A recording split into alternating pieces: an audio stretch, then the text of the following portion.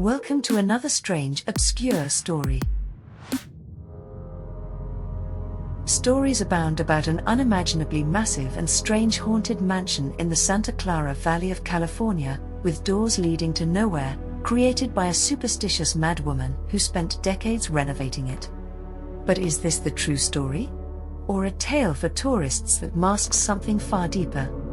In this episode of SOS, we will explore the uncanny life of Lady Winchester and the more obscure truth behind the Winchester Mystery Mansion. The house has many twists, turns, and secret passages, but whether this was primarily to confuse the spirits and provide her with supernatural protection, or a way to warm the house for her arthritis while keeping curious neighbors at bay, or as a display of her devotion to Baconian theory and cipher systems, is a question that may never fully be resolved. So let's go back to the beginning and explore the true nature of Lady Winchester's otherworldly unreal estate. Born Sarah Lockwood Pardee in 1839, Connecticut, Lady Winchester was a woman ahead of her time, known for her intelligence and beauty. Sarah received a top-notch education, becoming fluent in multiple languages, including Latin, French, Spanish, and Italian, and showed talents for music and the classics. Beyond her devotion to Shakespearean works, Sarah believed that the true author was not the man from Stratford-upon-Avon, but rather Sir Francis Bacon and his connections to the Rosicrucians. She was inspired by the investigative writing of Delia Salter Bacon, who attributed the Bard's work to Lord Bacon. Over her lifetime, Sarah dedicated a significant portion of her resources to proving this theory, commissioning researchers to scour through archives and collecting documents and artifacts to decipher for any proof or indication of authorship. This concept, known as the Baconian theory, remains controversial today.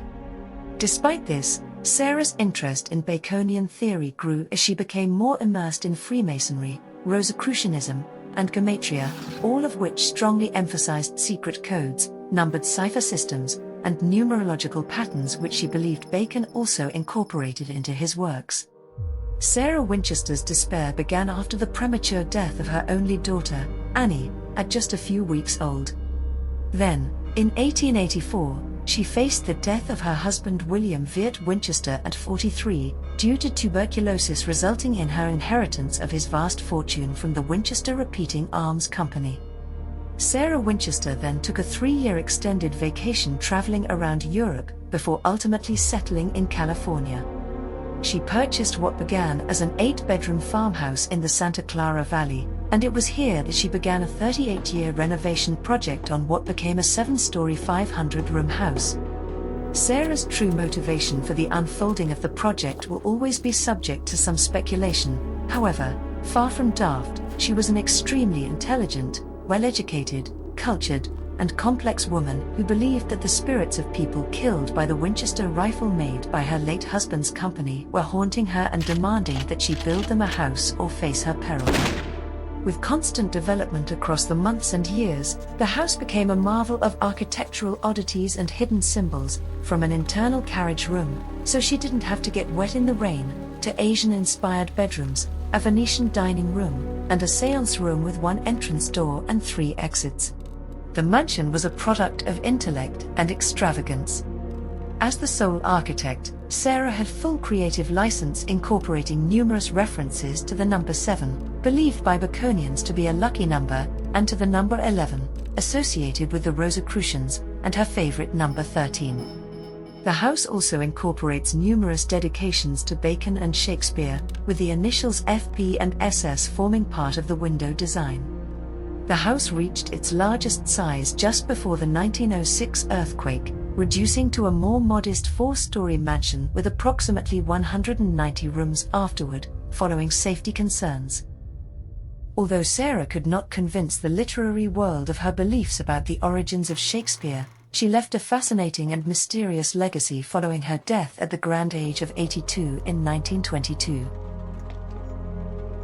Nonetheless, very compelling arguments exist for the fact that even if Shakespeare was not Francis Bacon, the idea of a character named Shakespeare was an artifice, masking its true author or authors. A more contemporary view is that Shakespeare was a mask for Edward de Vere, the 17th Earl of Oxford. It remains one of the greatest mysteries in literary history. Even today, new rooms are being discovered in Lady Winchester's house. At one point, a secret heavy-duty safe was found, and within it, another safe. When it was finally opened, they found a lock of her daughter's hair and a lock of her husband's hair. Today, the Winchester Mystery House is a testament to Sarah's extraordinary intellect and dedication to Baconian theory. It is a truly unique and mysterious place, a must-see for anyone interested in the history of Shakespeare, Francis Bacon, the esoteric, or architectural possibilities. Wow! What a story, and what a remarkable woman. If you like to discover the strange and obscure, don't forget to watch other installments from SOS by subscribing and clicking that notification bell. See you there.